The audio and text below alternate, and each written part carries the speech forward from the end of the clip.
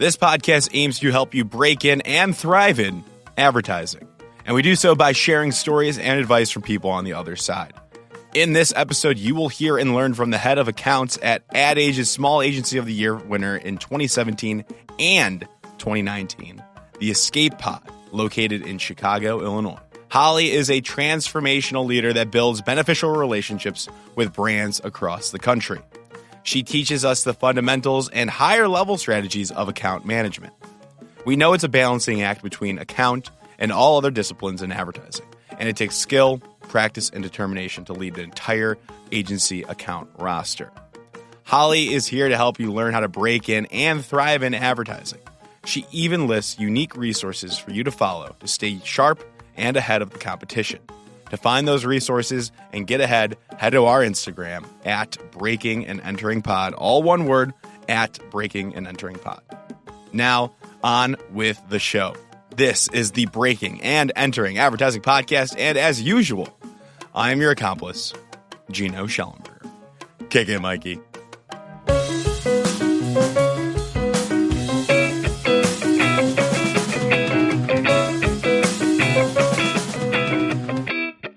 Holly Willis, welcome to the Breaking and Entering Advertising Podcast. Thank you so much for coming on. I'm super, super pumped to have you on.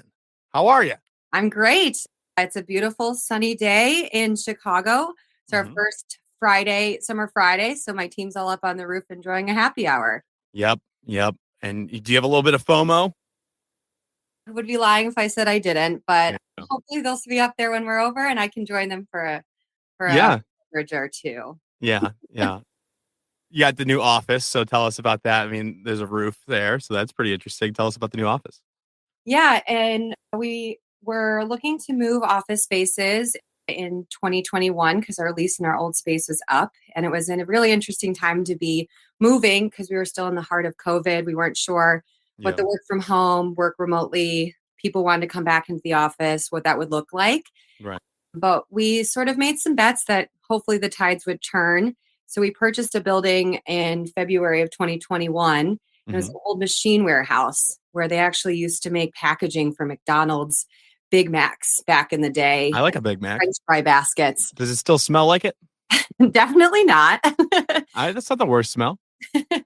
But it took quite a bit of vision to turn an old factory warehouse into a new office space. But we wanted to make sure that when we were designing it, that it would be a place that people feel really excited and comfortable coming to. We did know that we do work better together when we're in person, but we also wanted to make sure that everyone felt safe and excited and comfortable. So we wanted to find a way to just create an environment and a space that would do so. So we did a bunch of research around the best places to work. We interviewed our team. We talked to clients. We talked to prospective clients. We looked at feedback people were giving. And what we found is for those who did want to come back, they all still wanted a desk, which we thought was interesting because people had gotten so used to working from their couch or their bed.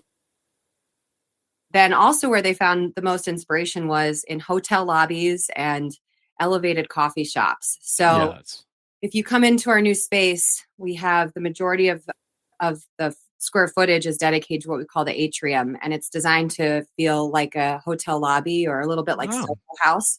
So we've got big plush couches and bistro tables, and then we do have desks for those who are coming in. We don't have a set policy on run work from home or coming in, so we customize for each individual team member. But we have found that most people are excited to be back when they feel ready. So we're pretty proud of this space, and it's a pretty inspiring space to be able to come to every day, which is exciting. Plus, lots of dogs. There you go. In the office, and people definitely bring in their pups, which is always nice. Nice. Hopefully they don't bark during the interview. I don't think they will today. There is one dog in the office. She's a small Shih Tzu named Olivia, but she can get a little diva-esque. So yeah, can't we all? In advance. I love it. And we didn't even say the name of the agency, but they know it because they clicked on the episode. They listened to the intro. So we're talking about the Escape Pod, where you are the head of accounts there, which is a pretty big deal. So let's dive into that. Tell us about what that means to be the head of accounts. Yeah, I took over this role in January of 2020, which was an interesting time to take on a new leadership role. But I oversee our account management and our agency production teams. So what I'm responsible for here is ensuring that we have really strong client relationships, that we have a strong new business pipeline and approach, that our operational teams are working together really well, and that overall we're working really collaboratively to get to great work. Very nice. Very nice. So tell me, what is it like? I know, I mean, Escape Pod, I've heard of it for a long time because I'm from Chicago, but like Yeah. with the new office, maybe new accounts, like what's the overall feel there? And you got dogs in the office, but like give me like, how would you characterize working at Escape Pod right now? Yeah, it's a good question. So the agency was founded 15 years ago by my boss, our managing director and owner, Norm Bilo, with his Hmm. former partner. They left a very big agency that's still around today with the intention of creating something new and different, not being beholden to some of the bureaucracy that you get at a big agency life, which is just part of the deal. And they had a really successful 13 years as partners. They often Hmm. were called the mistress agency. So they were brought in to do special projects for products that were launching, for existing brands that needed to get recharged and create something different. And they won a ton of awards. They got pretty famous for a while. We were awarded Small Agency of the Year for the Midwest in 2017 and 2019, I believe. And I came in about 3 years ago, and we realized that they wanted to move away from project based into more of long term clients. And so that was what I was brought in to help them figure out how to do. And in that time period, his partner has retired, and we've made some just changes around how we work.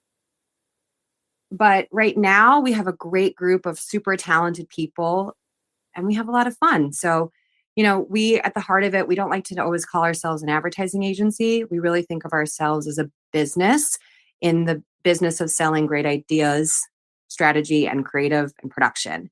So, our current positioning and priorities and how we work is we don't pretend like we're amazing at every single thing. That's why we have great partnerships and vendors that we work with.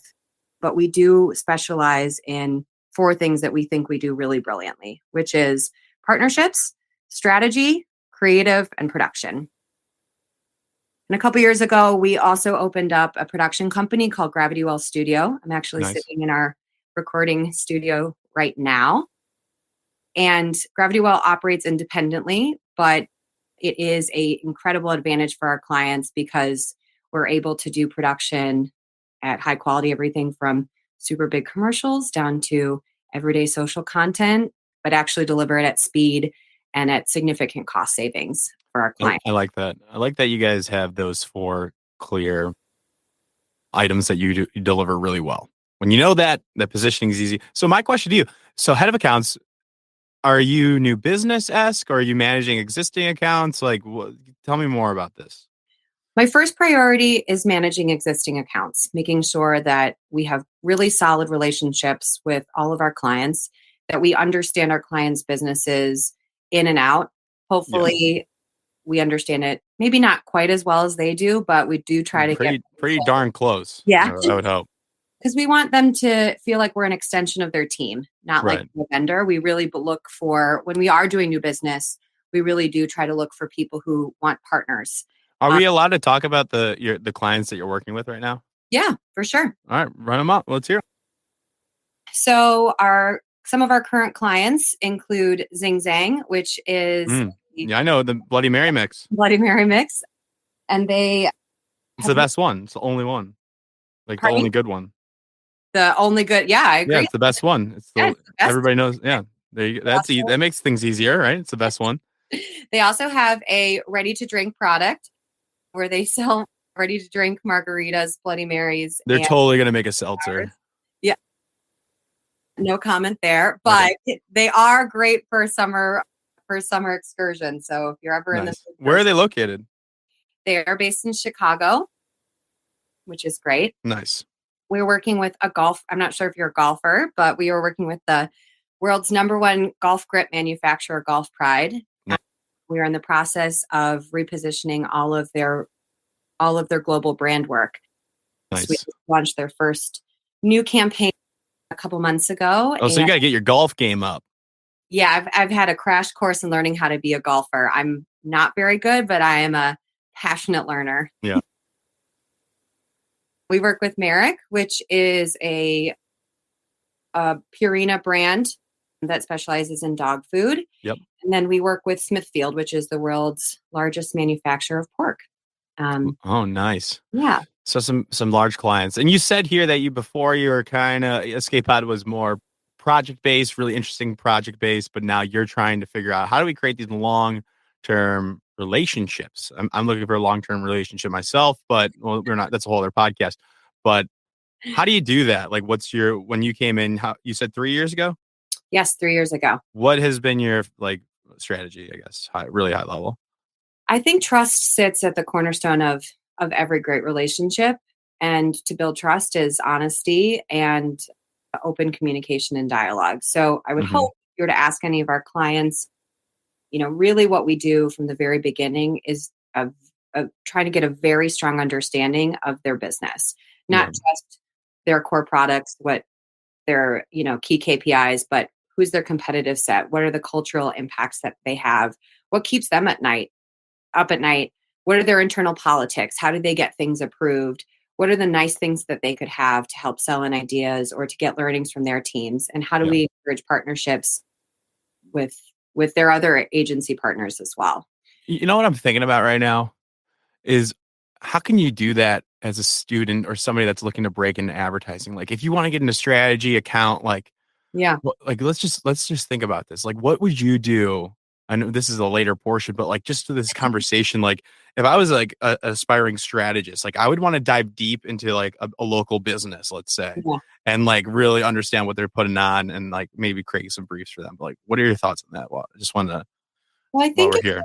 Yeah, I think if you're doing an independent company is a little different than a public company. I think for an independent company, I first and foremost would see if you can find a way to get an informational interview with someone who works there to get an understanding from their perspective.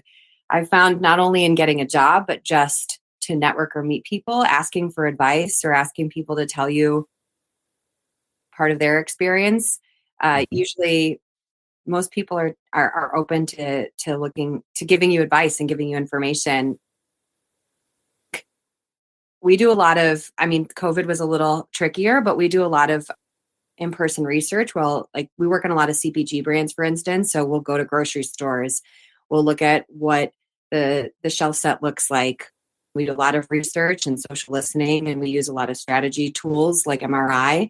But if you're a student, you may not have access to as much of that. So a lot of it is just first-person research. I think if you're able to go on the internet and social and see what kind of conversations are happening. I also think looking at trade is a great way to start understanding business strategies, but not just advertising trade. I would look at Forbes or Cranes. That's my biggest downfall. I've only looked at the trades when I was in college and recent grad. I was all in on the trades. I wanted to know what the agencies were, but I kind of wish I expanded that a little bit and to understand broader cultural insights, not just advertising insights made by advertisers for advertisers. So it can get kind of pigeonholed there, but I love that. Well, and I also think in that same vein, for any public companies, which is a lot of big brands that people know, if you're traded on the stock market, you have to do quarterly earning reports for your shareholders. And that is a great way to understand how a business operates. What are the places that they're investing in? Where do they see their threats, their opportunities? How is their overall profitability going? Where are their risks? And I think the more that you understand that about a company, it'll also help you understand what the challenges or opportunities for the brand may be. Because and then you can do something there. So the more that you can understand their business and how they operate, I think the better off you are as a partner. Love that. All right, back to you. I would love to talk about how you got into this thing called advertising. What was the day you said, I wanted to go in advertising? I have a kind of an odd entrance into advertising. It was not on my radar at all until after I had graduated college. So Where'd you go to school? I went to school in Los Angeles at Loyola Marymount University, Nice. dreaming of either becoming a famous opera singer Oh, or let's hear it. not today. You're in the studio, so I mean, there's no excuse, but that's okay. I'm not going to force you or anything. Or going into foreign policy. So I was a double major in music with an emphasis in classical voice performance and political science. Wow. I happened to be in school right in the heart of the Great Recession, which changed a lot of my fellow students and I think my approach to what we were going to go do. And I was lucky enough to have a school that really emphasized not only work experience, but trying to get internships. And so I either worked and or did an internship every single semester of college, which really helped me round out and have some experience by the time that I graduated. Every semester? You didn't get one summer break? No, I was kind of a bit of a hustler. Yeah. But my first sort of foray into something related to this is I worked for an independent PR company in Long Beach because one of my best friends had gotten a job there and they had a good hourly salary. And I thought it would be a really fun thing to do to go work with my friend, and found that I really liked communications. Then I studied abroad in London and had an internship there for a public policy organization to see how I would like foreign policy. It was also a really nice deep dive into what it's like to work at a small business in a place that has to fundraise a lot, because they were operating on some pretty small margins compared to big companies, but doing important work. Yeah. And then I came back and the recession was really heating up and I wasn't sure I wanted to put myself in $150,000 of law school debt. No. So I was introduced to somebody who had been working at 20th Century Fox. And the advantage of being in LA was I was right near all of the big studios. And so because I had some other work experience that was definitely not directly related, but I was able to sort of pull some tangential skill sets. Mm-hmm. I was able to get an internship that was a rotational program. It started in the research and marketing department of 20th Century. Nice. Which was really fun. Very cool. Were you graduated at this point or are you still in school? No, I was still in school. Okay. I was interning 3 days a week full time and then in school the rest of it. But so this during the semester? Yeah. Those people, you guys are crazy. Yeah, I don't know how I did it, but probably because it was really exciting. It was when social media was just first starting. I don't even know if Twitter was really the good old days. Infancy. I mean, I'm dating myself, but a lot of what we would do is we would watch primetime television because broadcast was still king at the time. There was no streaming networks. And we would do analysis around all the different commercials that were in all of the competitor networks' commercial breaks and how often they were putting advertisement slots versus promoting their own TV shows, because I worked at the TV production company. Right. And then we'd also do a lot of research on Facebook, mostly at the time, and believe it or not, MySpace, looking at how people were commenting on storylines and character development, what people thought about TV shows. And we would write up these reports, and I'm sure much more important, much more senior people than me would add to them, but they would go back to the writer's room and provide inputs on storylines and shape how the TV shows would progress. So nice. That is interesting. Yeah, it was cool. And from there, I worked for the creative services department, which was the internal advertising team for the production company. So all the billboards, behind the scenes, video clips that you see, trailers to upcoming episodes, their milestone celebration parties and events, and then any of the award shows. So for a little while, I was the PR girl who would sit out in front of award shows with my little list. It was very Devil Wears Prada, where I'd have to know every important person and who was allowed in and who wasn't. And I realized during that time, I really loved storytelling and I really loved communications. And while law school seemed really cool, I think I loved it more. And I didn't have to go to law school for it. So I decided I was going to stay in entertainment. And then unfortunately, I had some family stuff come up and I had to move back to Chicago. And at the time, there was not a thriving entertainment community here. I think No. changed quite a bit actually. Now there's a lot more entertainment in Chicago, especially around the production community. But I came back and I got a job at an insurance company Nice. doing sales and client management, and tried to find my way closest in, and just did research. And someone I knew was like, you should look into advertising because that's kind of the closest thing to that. And it just had never, ever been on my radar. But because I worked with a lot of musicians and artists, it seemed fun and creative. So I applied to one job, and it was for an agency called 360i, which I think is pretty well known now, but at the time was an independent shop. They were mostly known for what they were doing with influencer marketing and social, and they were kind of on the cusp. Yeah, And wow. I thought that was pretty cool, but I thought it was kind of a big bet because I was going all in around the future of what social and digital was going to be. And there was a lot of people at the time who were like, this is a trend. It's not going anywhere. TV is the place to stay. And luckily that bet worked out because it's incredibly pervasive now. Yeah. What was the role that you applied to? It was for an account coordinator. And I was working directly for the head of the Chicago office, which at the time only had 13 people.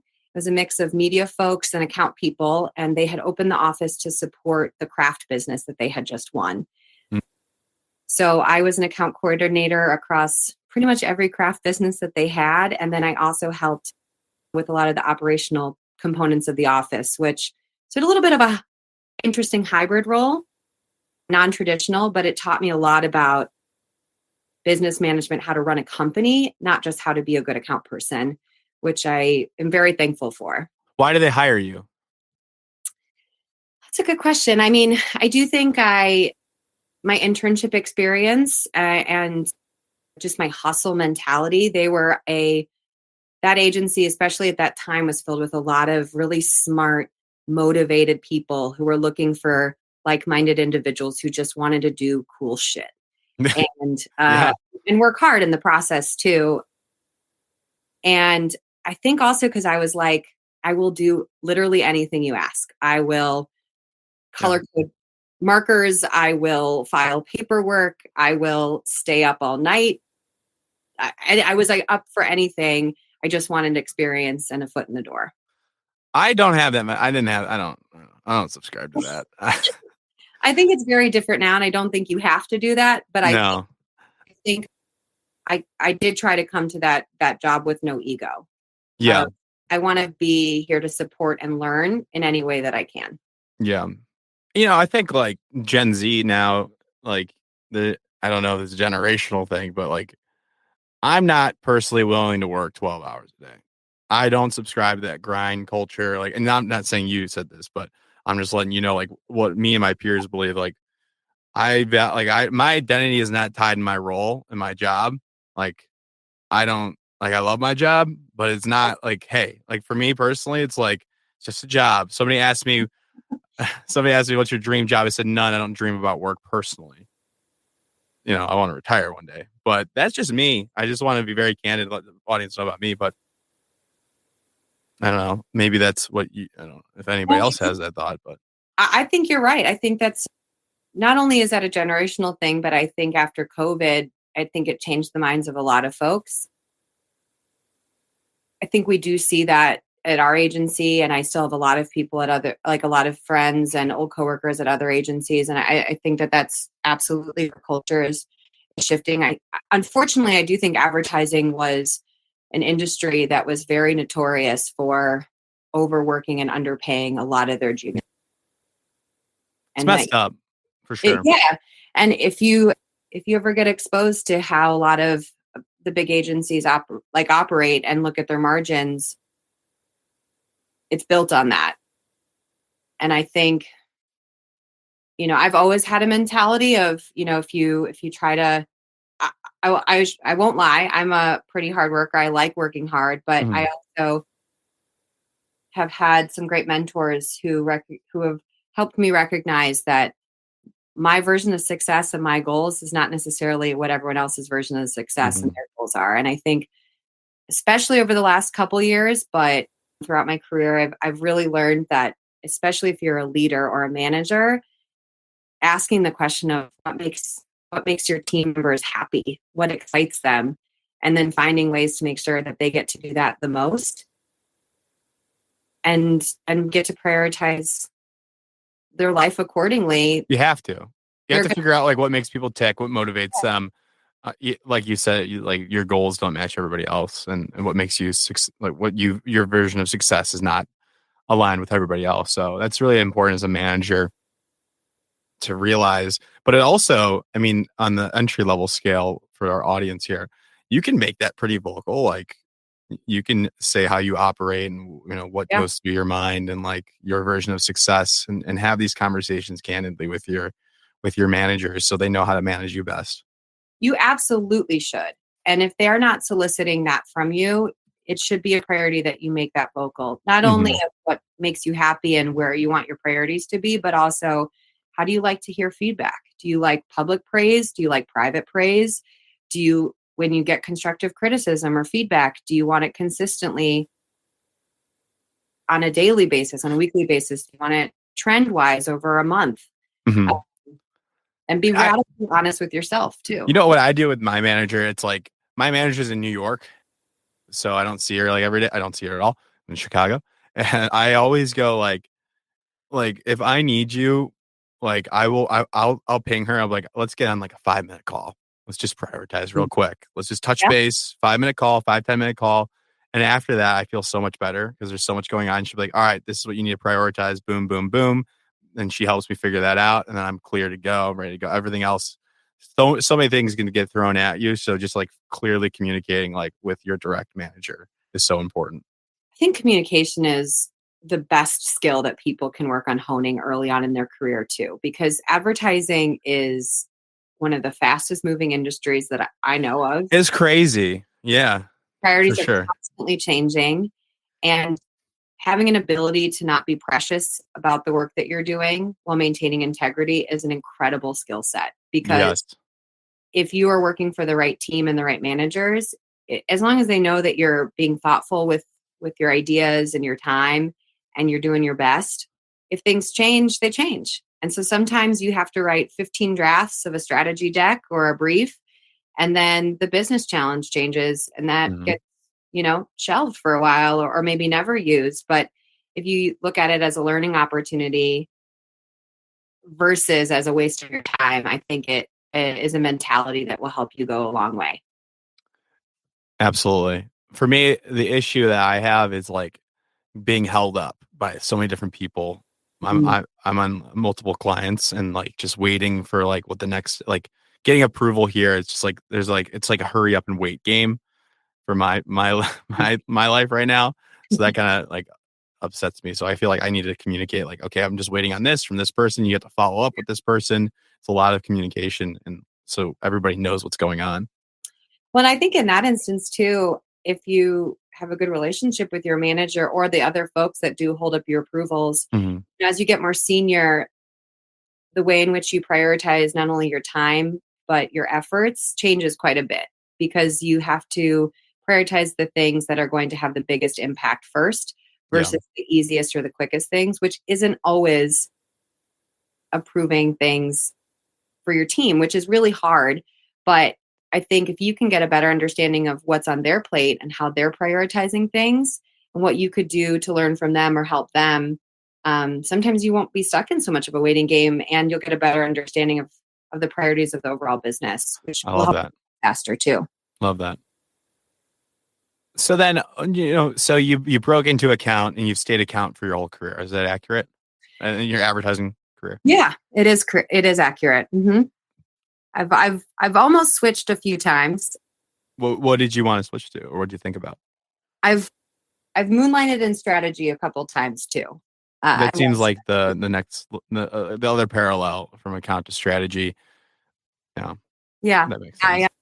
I also was really very fortunate. At my last job, I was given an opportunity to work as a consultant on the brand team at Samsung, which was my client at the time. Oh, cool. Which was a very unique opportunity because I was not working as an account person. I was working as a brand team member. And it was during the CMO at the time, it was his first product launch. And he needed somebody who was going to help connect the dots across all of his disciplines and departments. So I actually worked out of New York full time. Wow. And worked out of their office and didn't work at the agency. But it was a really interesting dynamic because I was there as a member of the agency team, a representation of the agency. But my boss was the chief of staff and then a dotted line into the CMO, which is a very odd opportunity, but that's cool. Changed the nature of my career. And what was that called again? Well, I was basically a brand team consultant for the Samsung organization, for Samsung North America. Wow. And how'd you get that role? We were pitching for some new business for Samsung, and we won the business. At the time, they really did a lot of project-based work that were very large-scale projects and consistently versus retainer-based relationships. Yeah. And the new CMO was looking at new ways to do activations and promotional strategies, which is, at the time at least, was very critical to the success of a new product launch in the technology space. What year was that? Years? It was the Galaxy S7. So I want to say it was 2016. Oh, is that the one with the Casey Neistat and Oscars when he rode the skateboard down? Yes, it was. You guys did that? Do you know Santi Pochet? No, I don't. Oh. Work with every single member, but I worked with a lot of the core brand teams. But there's a lot of really, really great marketers, a lot of great teams, and they had a lot of great agencies that did a lot of that work too. So that was very unusual because I also didn't really work with my agency at the time. I worked with all the other agencies. That is interesting. Yeah. Yeah. Amazing.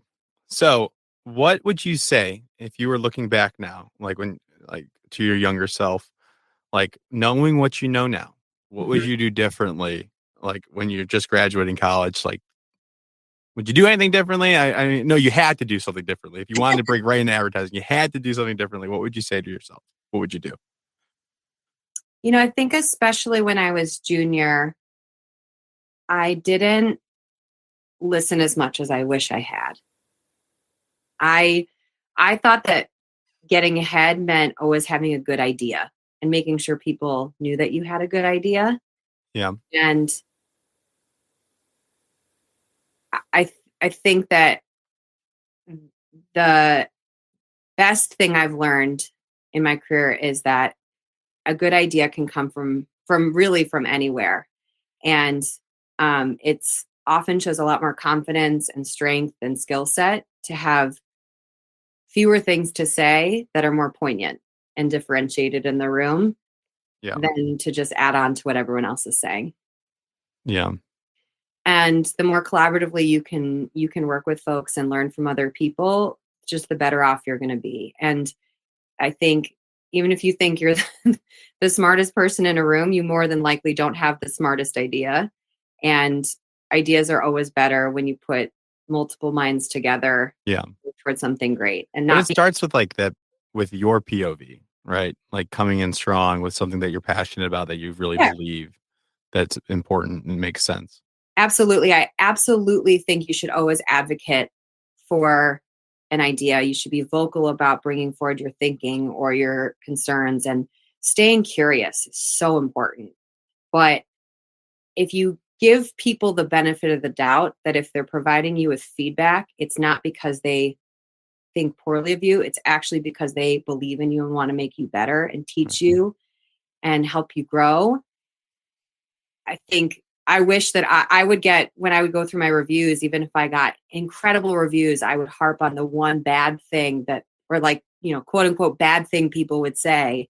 Sure. And beat myself up over that versus celebrating all the success that I had and then humbling my ego to be like, I'm not a perfect person. And that's good because I always want to be growing. I always hope I'm learning and staying curious. And I hope in a year I'm a better version of myself than I am today. And if you don't have areas of opportunity to grow, you're not going to get better. You'll just stay stagnant. And I wish that I had seen it that way when I was younger. And I've had an odd career where I've had like literally dozens of managers, which I think has given me a lot of opportunity to see a lot of different management styles. And I'd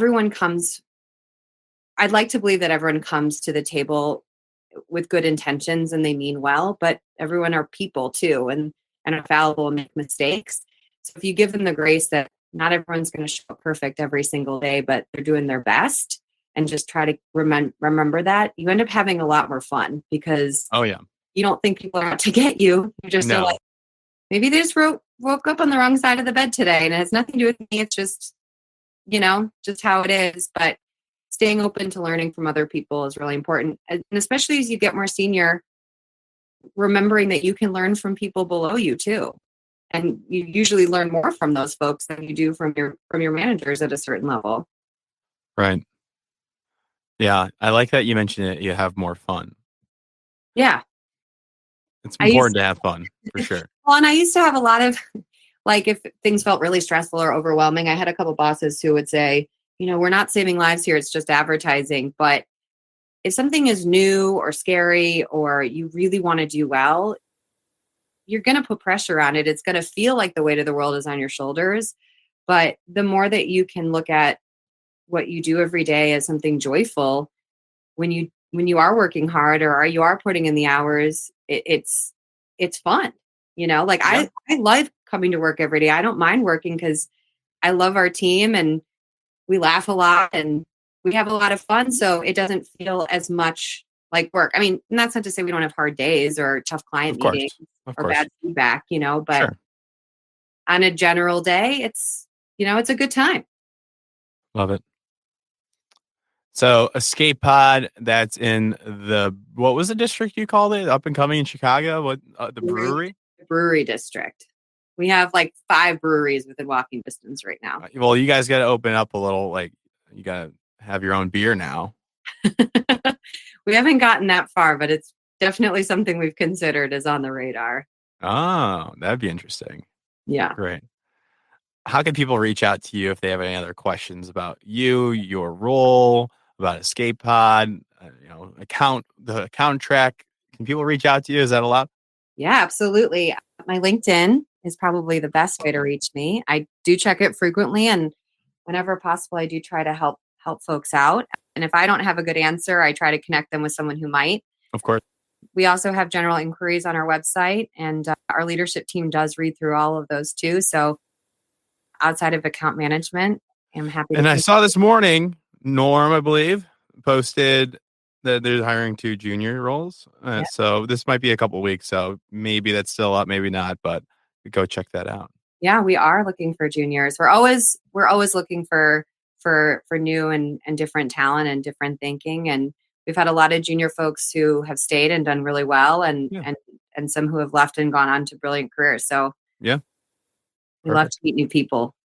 Great. Well, I have no other questions, Holly. Anything else you want to shout out? Anything you wrote down that you really want to get out there? But I'm all good. No, this was great. Thank you so much for chatting with me. Thank you so much. We will be in touch. And if they can, people reach out via LinkedIn. Yes, please. Great. Thank you.